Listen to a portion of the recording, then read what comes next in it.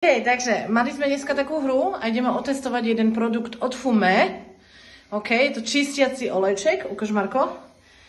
A na make-up, na všetko možné, proste, aby sme si vyčistili dokonale tvár. Aj dúfame aj na toto. Hej. A teraz mali sme takú hru a toto je oštemplovaný, ani neviem vyjadriť, čo to je. Špinavý Marko, OK. Takže, ideme na to. Poď, ideme ukázať. Takže, čistiaci olejček sa používa najprv priamo na sucho. Potrebuješ suché. Okay. Suché ruky, áno, lebo je to olejček. A potom z toho vznikne mlieko. Napumpuj si 4-5 krát. Raz, dva, tri, 4. OK. No a teraz tento olejček priamo na tvár a šúchaj. Čisti. Nie ruky, tvár. Vôbec nepália oči, nič. Môžeš otvoriť oči. Mám piercing tu a to teraz boli. No tak to sa nemal dotknúť. Ale pozri, ako to ide dole. No pozri, jak som... Čiže ty kokos. Teraz som černý, hej. Hej, no ono. Áno, čiže dáva všetko dole. Presne. Čiže to má myhalnice, make-up, rúž, všetko ide dole. Všetko ide dole.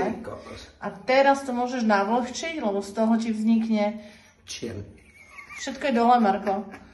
Perfektne. No a teraz čo? A teraz vodu. A vznikne z toho také mliečko a už len umieš tvár a hotovo. OK. Ideme na to, hej? Perfektne.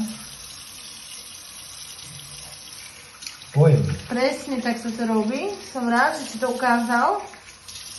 Vôbec neštipú oči.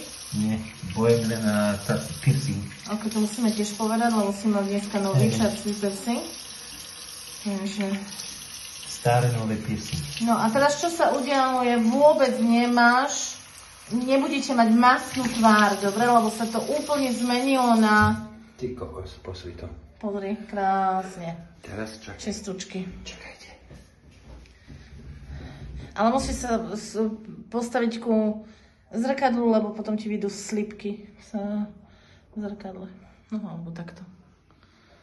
No, hotovo. Ako vyzerá? Krásne. Ideálne na očistenie tváre. Až ti to upokojí tváre, lebo to je nie len pre ženy, ale aj pre mužov. Dobre, ešte ukáž, prosím ťa. Ako to toto je náš Geheimtipp.